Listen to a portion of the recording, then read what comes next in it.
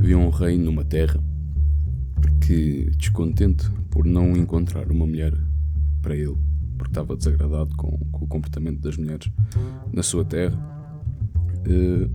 isolou-se numa ilha e esse rei era escultor e esculpiu a sua mulher ideal. E após a esculpir, apaixonou-se pela mesma e pediu à deusa Afrodite que lhe desse vida à estátua. Ele sai de casa para ir fazer as suas coisinhas, para ir caçar, para ir buscar comida, água, etc. E quando chega à casa, a deusa Afrodite concedeu-lhe esse desejo e transformou a estátua em mulher. E o homem apaixonou-se. E o nome deste homem, que era rei, descontente com as mulheres e que criou a sua própria mulher, é Pigmalião, e o nome desta escultura era Galateia. E isto depois, mais tarde, trouxe até à psicologia o nome do efeito Pigmalião e tudo mais. Mas eu trago esta história para introduzir aqui a quarta camada desta framework de Carl Jung, que é o Animus e a Anima, que é o nosso quarto passo do autoconhecimento. E vamos lá ao vídeo. Primeiramente, buenas, bem-vindos ao canal Macha Tóxico, um espaço para homens que se encontram com depressão, ansiedade, sem sentido na vida, ou que apenas buscam o autodesenvolvimento. E então a origem deste conceito, deste Animus e Anima, surge de Carl Jung. Vamos aqui só primeiro ver a origem das palavras. Isto vem do latim de animus, que significa espírito ou intenção, que dá origem ao português à palavra ânimo, agir de ânimo leve ou estar sem ânimo. É um pouco a reflexão disto, que é agir com intenção leve, ou sem intenção, ou estar sem espírito. E ânima, que significava sensivelmente o mesmo, mas dada a origem, depois Jung dá os nomes aos seus arquétipos consoante o significado das palavras, e aqui ânima tinha uma conotação mais divina, no sentido de ser o sopro que dá vida aos objetos do mundo, e em português dá origem à palavra animar, e significam praticamente a mesma coisa, só que uma é o masculino e outra é o feminino. E o que é isto? O que é que isto significa? Ânimos seria então o lado masculino no feminino, seria então este arquétipo. Para já vou falar em arquétipos e depois vou desenvolvendo a visão, que não vai tanto ao encontro de Carl Jung. Atenção que esta série não é sobre psicologia analítica nem sobre Carl Jung em si. Eu apenas utilizei a framework de Carl Jung, que está muito bem estruturada e continua atual aos desenvolvimentos neurobiológicos e neurocientíficos dos dias de hoje. Mas voltando aqui ao tema, é o lado masculino do feminino, que é este tal ânimos, que representa esta questão da racionalidade, da direção, da lógica, da firmeza, tudo virtudes e características que eram associadas ao sexo masculino. E a ânima seria o lado feminino no masculino, ou seja, seria então as características associadas ao sexo feminino, que é o seu lado mais emocional, o seu lado mais sensível, o seu lado mais criativo.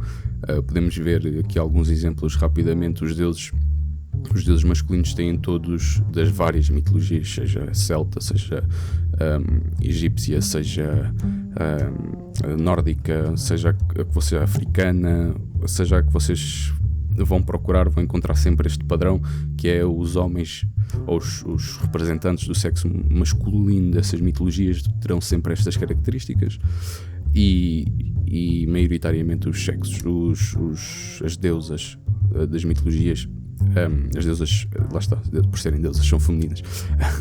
O lado feminino terá sempre também um padrão assente nestas características. E isto dá luz ao quê? Dá luz aos arquétipos, que é o que eu tenho estado a falar, que são, agora vamos fazer aqui a passagem para o que é que são os arquétipos aos dias de hoje, aos olhos que nós temos atualmente.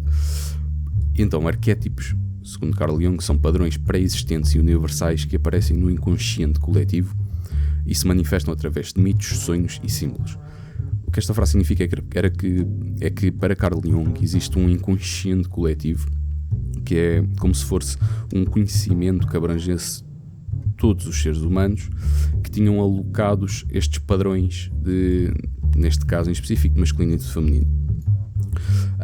E que se manifestam através dos mitos, da mitologia, que foi construída sobre estes padrões, ou em sonhos, os sonhos que nós temos, que também, tanto na psicanálise como na psicologia analítica, há muito esta análise de sonhos. E a palavra que eu aqui, e a mais importante, é símbolos. E mais à frente vamos ver como é que o cérebro humano funciona através de símbolos. Como é que tudo o que observamos é integrado na nossa mente por símbolos. E para dar aqui um exemplo do que é que seriam estes arquétipos mais concretamente, tem o livro de Joseph Campbell, A Jornada do Herói, em que é basicamente a estrutura que todas as histórias da humanidade seguem. Porquê? Porque vai de encontro à melhor comunicação para todos os seres humanos, seja de que cultura, seja de nacionalidade, seja do que for. Qualquer ser humano corresponderá melhor a esta estrutura, a esta framework de Jornada do Herói, em que há personagens, há os arquétipos do herói, há os arquétipos do velho sábio, o arquétipo do pai, o arquétipo da mãe, o arquétipo da mulher, o arquétipo do vilão, o arquétipo do Joker, o trickster, ou aquele que muitas vezes pode estar associado ao vilão ou não, que é aquele que tenta atrapalhar a viagem do herói, mas que não é propriamente o seu inimigo. Tem imensas, e comecem a analisar isso depois de lerem este livro, comecem a analisar que todas as histórias da humanidade estão assentes nesta estrutura. E esta estrutura é para vocês perceberem um pouco melhor esta questão do que são os arquétipos. São estes padrões que se manifestam em símbolos, e são estes símbolos que comunicam melhor com o nosso cérebro. E agora entra aqui as tais semióticas relacionais, que são uma versão, diria, mais pragmática e que vai mais de encontro ao conhecimento científico que temos atualmente, que foi desenvolvida por Charles Sanders Peirce, que surgiu na altura, surgiu inclusivamente antes, esta ideia, quando Carl Jung começa a desenvolver a sua psicologia analítica, já existia esta questão das semióticas relacionais. No entanto, julgo que nem se conheceram, julgo que nem entraram em contacto com a terminologia um do outro, mas Carl Jung segue uma visão mais espiritual depois em toda a sua abordagem, e acaba por não ser tão como é que eu ia dizer, tão congruente, ou mais congruente com a realidade que nós temos. Mas voltando ao tema, de Charles Sanders então cria este sistema de signo / representante, objeto e interpretante. E para vos dar aqui um exemplo, tenho aqui por exemplo, a tríade de Peirce, em que há um objeto. Este objeto encontra-se no mundo real, por exemplo, que é uma coisa, um facto, algo palpável e concreto, que é, por exemplo, o café. Estás a trabalhar numa empresa, tem uma maquinazinha de café, e alguém está a fazer café. Pronto, isto é um facto. O signo é o que visualizamos do objeto. Ou seja, existe a maquinazinha de café, e um colega teu foi então tirar um cafezinho para ele, e está a vir o cheiro do café a ser feito. E este signo é interpretado por ti. O interpretante é a interpretação do facto, é feita pelo observador, é interpretado por ti, que está na hora da pausa.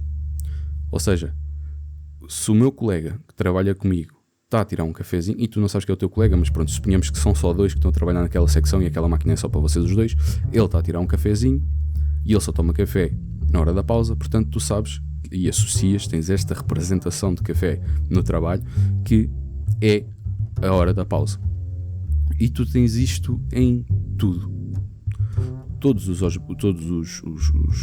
objetos na tua vida real funcionam desta maneira. Outro exemplo, um crucifixo. Pronto, um exemplo mais concreto e universal.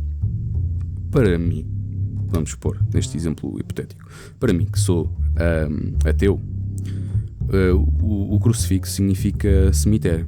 Foi quando eu fui ao funeral dos meus, avós, eles no cemitério tinham um crucifixo e eu associo, ou seja, o signo que eu vejo de um crucifixo é interpretado para mim como cemitério ou morte.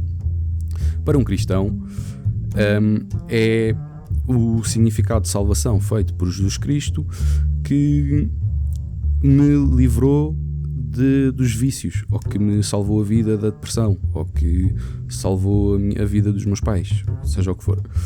Para um hindu não significa rigorosamente nada. É que nem há contacto. Para haver pode haver um objeto real, mas se não houver um signo que nos tenha sido ensinado, aquilo não nos significa nada. Ou para um islâmico o crucifixo é considerado como o emblema dos inimigos. Pronto, isto tudo para vos exemplificar que o mesmo objeto, a depender do observador e do signo ou do símbolo que este objeto representa para o observador, há várias interpretações do objeto. Acho que isto é fácil de perceber. E pronto, esta estrutura é dinâmica. Está-me a faltar a palavra agora, mas pode ser alterada, ou seja, está em constante mudança. É processual, ocorre-se neste processo. Esta é a estrutura do processo em que ocorre e é universal, ou seja, para todos os seres humanos. Ocorre no cérebro, na mente de todos nós. E pronto, dá origem então a este campo científico que é a semiótica, que é a ciência dos signos / símbolos e dos processos de significação, que é o que valor é que o observador dá ao objeto através do seu signo ou do seu símbolo. Que valor é que o observador dá ao objeto através do seu signo. Pronto, é esta tríade.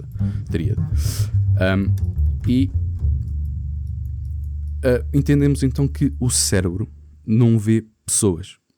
Voltando aqui ao mito de Pigmalião. Pigmalião não via as mulheres que estavam à sua volta. Não via as mulheres do seu reinado. O que ele via era padrões e significados. O que ele vê é que aquelas mulheres estão a ter certos comportamentos que não vão de acordo com o símbolo que eu tenho de mulher para mim e com o significado que eu tenho de mulher para mim, e por isso eu rejeito-as. E para existir, e este padrão, este símbolo, este significado, este signo que ele tem nele, é o que ele usa para construir então a Galateia. Ele esculpe a Galateia com base, ele materializa este símbolo, que para Carl Jung é arquétipo, mas que nós, para estar congruente com a nomenclatura que estou a trazer aqui, vamos utilizar de objeto, ou signo. Na verdade é o signo. Ele materializa o seu signo à imagem do conceito que ele tem, do padrão que ele tem da mulher ideal para ele. E estas semióticas são então símbolos, são memórias, são emoções, são experiências associadas, são aprendizagens. São coisas que tu foste aprendendo e que foste alocando no teu cérebro como padrões. E entendo que nós vivemos cercados por pessoas reais, mas convivemos apenas com versões, com as versões que criamos. Voltando aqui ao exemplo daquele exemplo que eu dei no passado, do Jorge, que era um militar, que tinha uma família, que isto e que aquilo e aquilo outro. Pronto. O Jorge é um bom objeto que está no mundo real, é um facto, é algo que existe. Constatamos que Jorge existe. Só que tem um signo diferente para cada observador. A mesma coisa para o teu pai, a mesma coisa para a tua mãe, a mesma coisa para o teu filho, a mesma coisa para os teus avós e tu para eles. E para perceber então melhor como é que isto funciona, não está muito bem, ainda não está muito bem clara, mas com este exemplo eu acho que fica explícito, que é ou seja, as pessoas são para nós como é o som, como é a visão, como são todas as estruturas que interagem ou que levam a informação até ao nosso cérebro, porque o nosso cérebro é incapaz de interagir com o mundo real.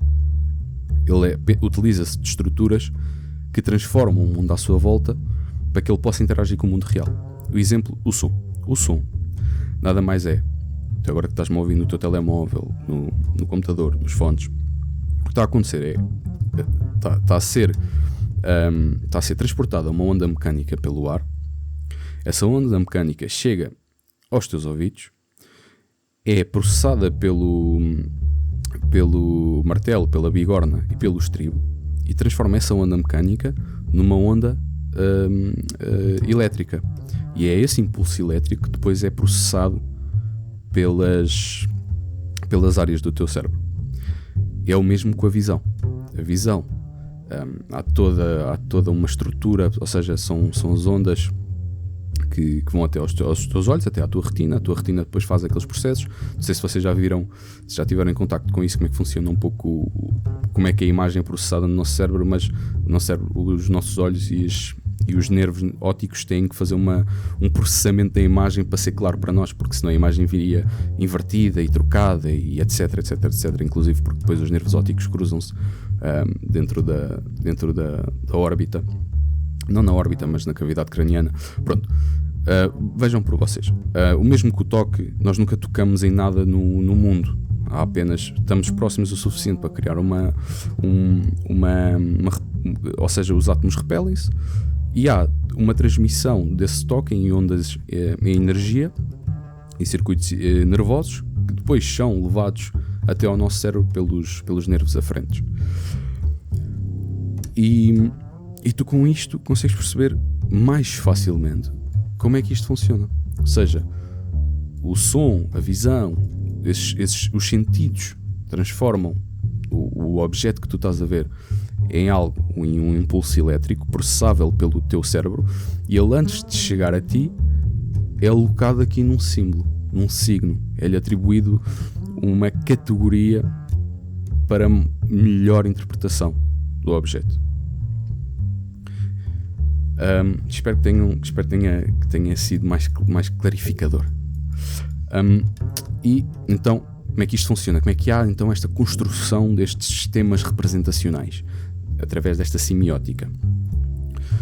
O córtex pré-frontal ventromedial e o córtex temporal superior criam modelos internos com base em significados, intenções ou expressões de linguagem corporal. Tu consegues perceber muito facilmente, a andares na rua, se alguém ou seja, se alguém está a colocar a tua integridade em perigo. Se alguém vier numa posição com uma mão escondida no bolso, todo inclinado, com um capuz na tua direção, com um passo rápido, tu não vais querer ficar naquele lado do passeio, seguramente.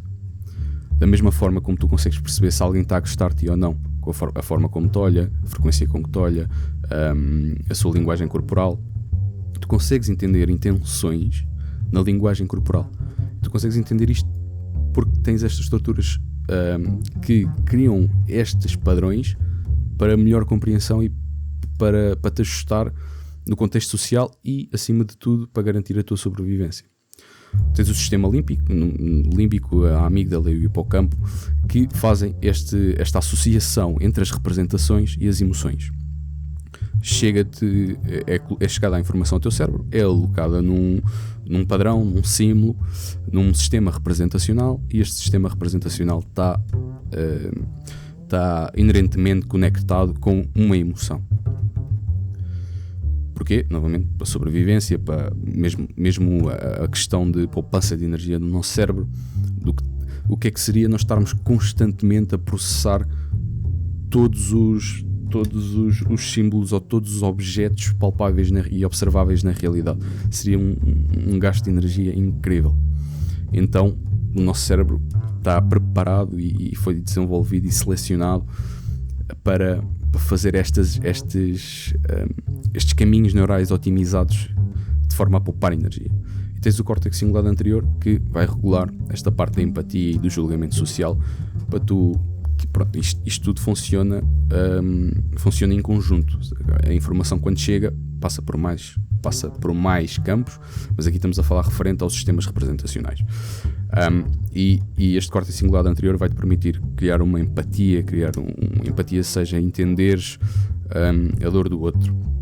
Empatia, pronto, é algo que pode ser discutível. Empatia é muito difícil de ser real, mas na compaixão sim é mais aplicada, mas pronto, são apenas significados, mas que dá para perceber perfeitamente. Pronto, regulam esta parte da empatia e do julgamento social, como é que está a minha posição no grupo, como é que está a minha posição na tribo. E então, após todo este processo de informação que chega a estas zonas, criam-se representações simbólicas, criam-se sistemas representacionais que se transformam em aprendizagens cognitivas. O que é que isto quer dizer? Estas aprendizagens cognitivas tu estás exposto a um estímulo, estás exposto a vários sistemas representacionais e o teu cérebro vai processá-los e integrá-los em si.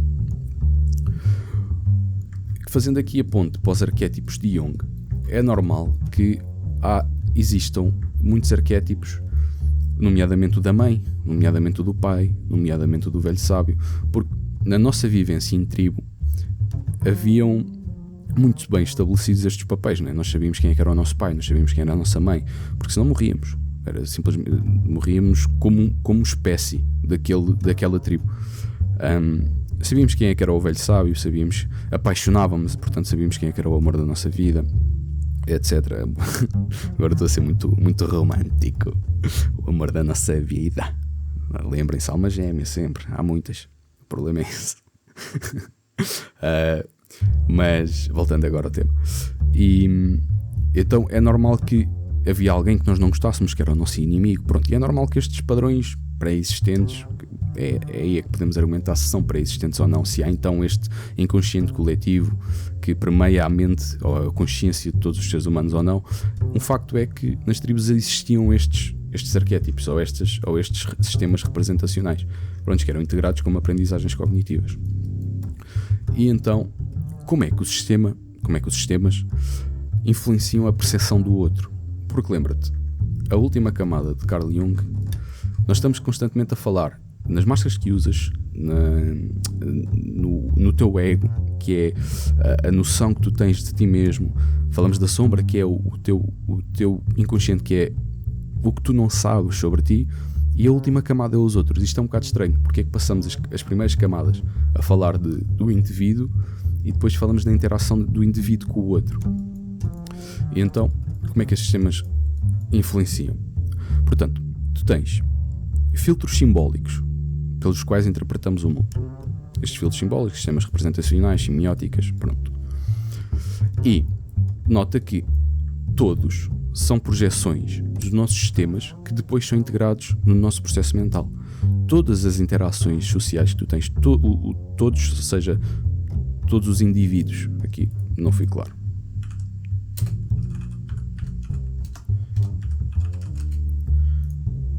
são projeções do nosso sistema que depois são integrados no nosso processo mental. Tu nunca interages com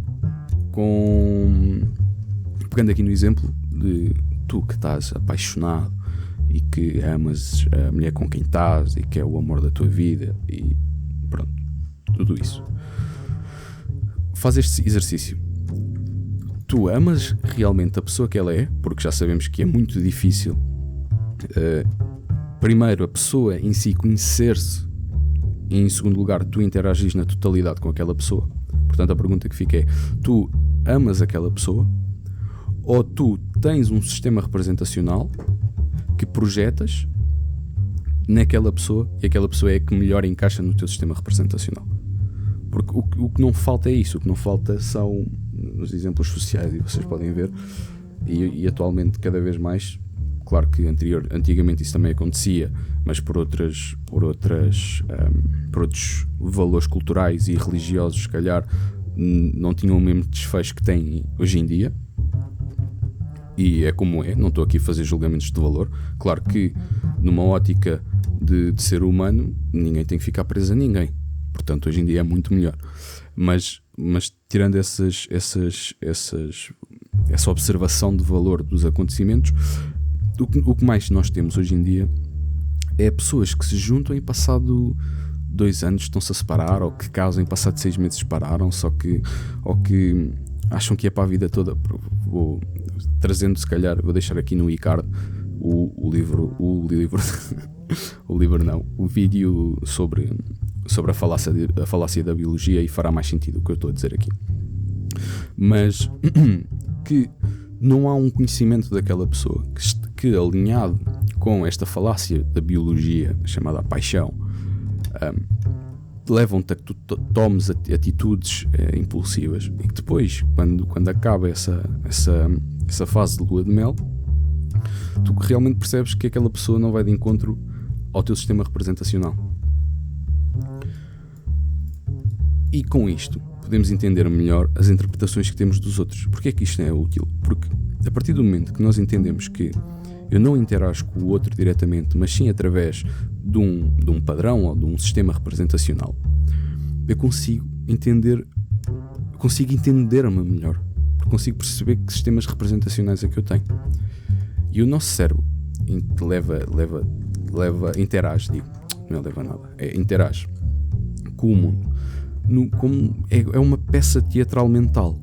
É tudo uma peça de teatro. O nosso cérebro cria para dar papéis às pessoas, e essas pessoas cumprem os papéis que nós designamos que elas cumpram. Nomeadamente, a pessoa com quem estás desempenha o papel de a mulher que tu queres.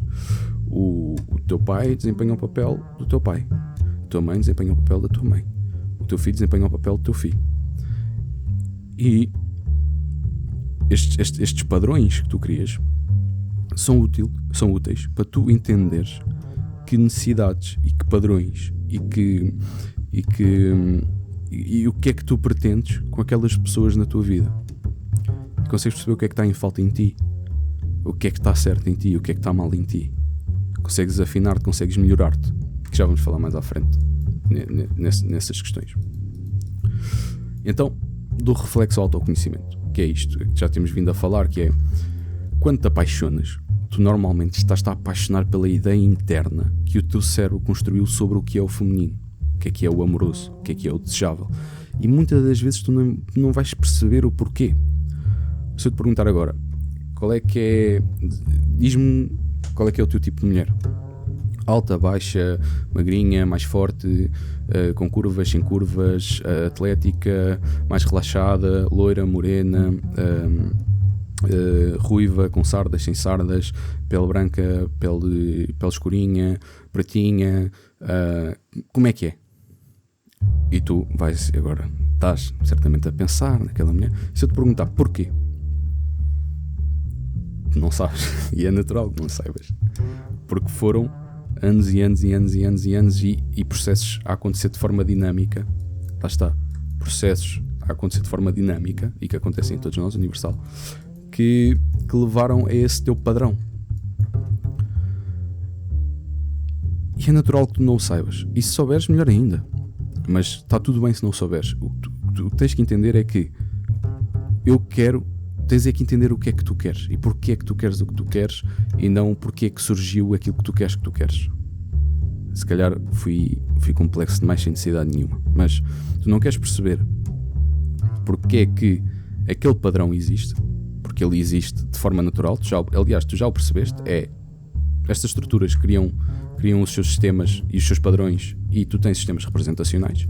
Tu queres é perceber o que é que podes fazer com esses sistemas representacionais e se estão ajustados a ti. Muitas vezes tu, através desses sistemas representacionais, tu consegues perceber. Imagina o seguinte exemplo. Olha, o típico exemplo dos rapazes escolhem sempre mal das mulheres e que não sei o quê, e as mulheres escolhem mal. Isto é para tudo, ok? Há pessoas de merda em todos os sexos, em todas as cores, em todas as nacionalidades. E os rapazes queixam-se que as mulheres todas que eu escolhi sempre me traíram e não sei o quê. Ok, então imagina, a primeira vez todos caem, a segunda vez cai quem quer, a terceira cai quem é estúpido.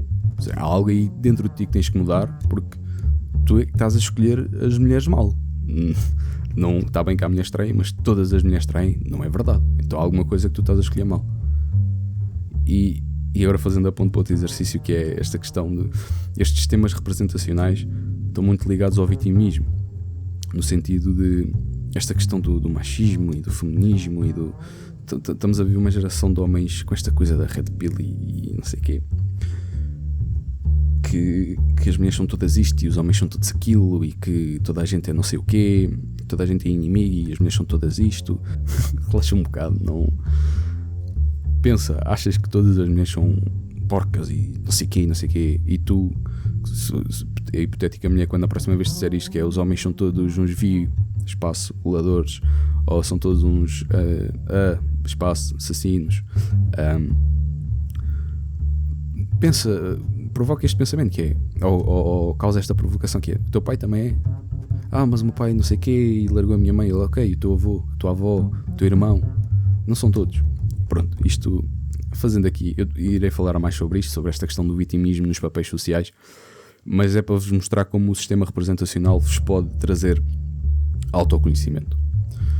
Outro exemplo é esta questão de quando te irritas com alguém, em que muitas das vezes estás a reagir à parte de ti que projetaste nela, seja projetada através de sombra, através de medos ou através de rejeições, em que aquela pessoa, não tanto quando ela, ou seja, aqui quando eu te disse quando te irritas com alguém, é no sentido de primeiro contacto, ou aquela questão de o santo não bateu ou não vou com a cara dele.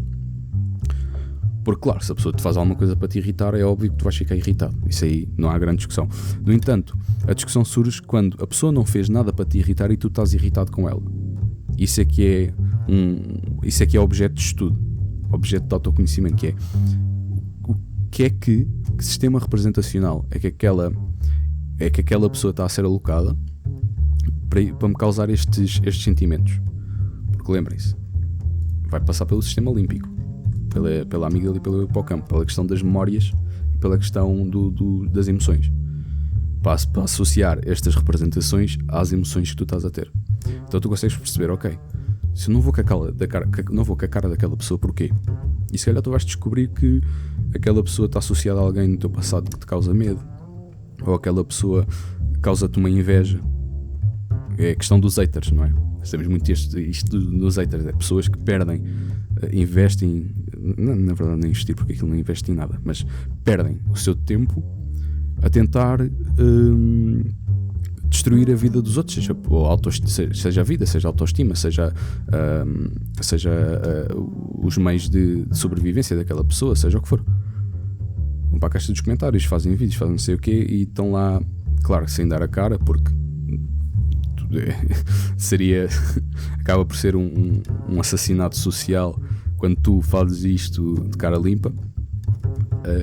Mas pronto, é um pouco isto, que é o que é que aquela pessoa, que sistema representacional é que aquela pessoa está a ser alocada para me causar isto, e desconstruir esse sistema representacional.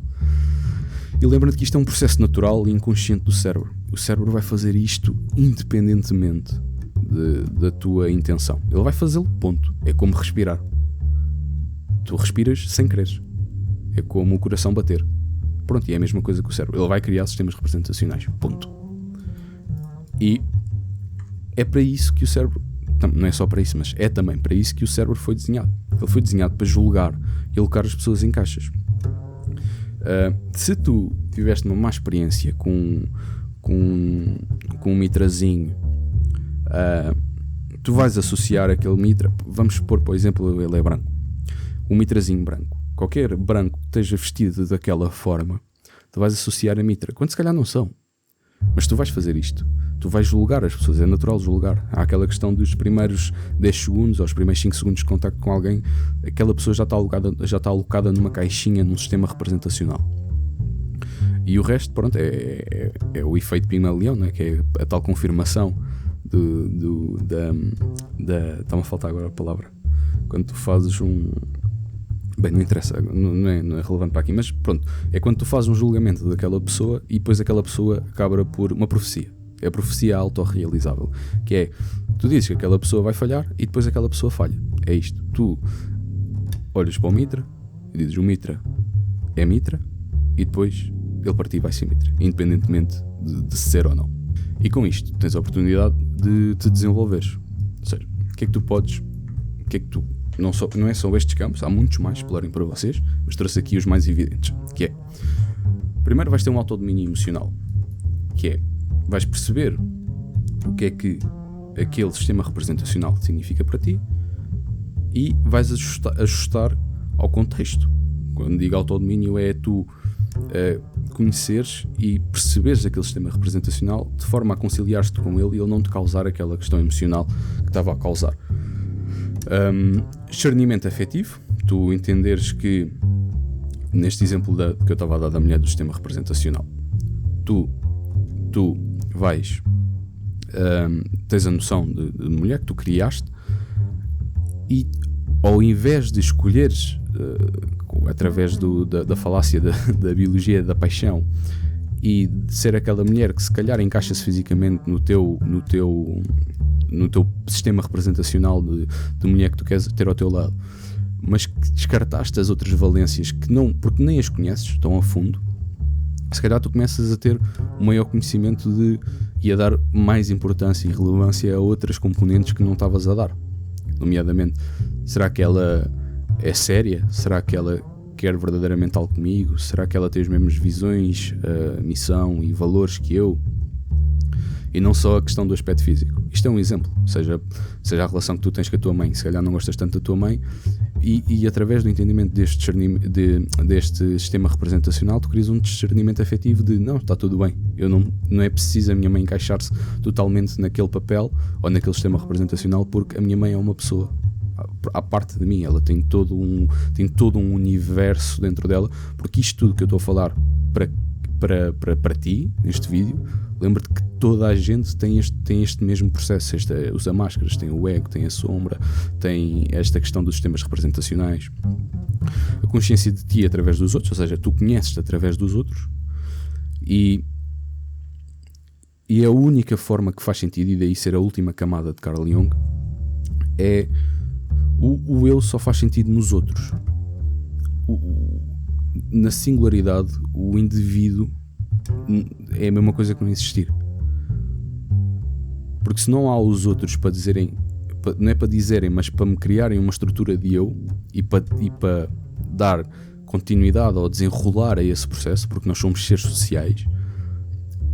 Não somos, por exemplo, a tartaruga. Há aquelas tartarugas, não sei a espécie, mas que elas deitam os ovozinhos ao pé da areia, o ovo, e ela vai-se embora, o ovo nasce e as tartaruguinhas têm que chegar à água e pronto. E se chegarem, ótimo, se forem comidas por gaivotas, não chegam.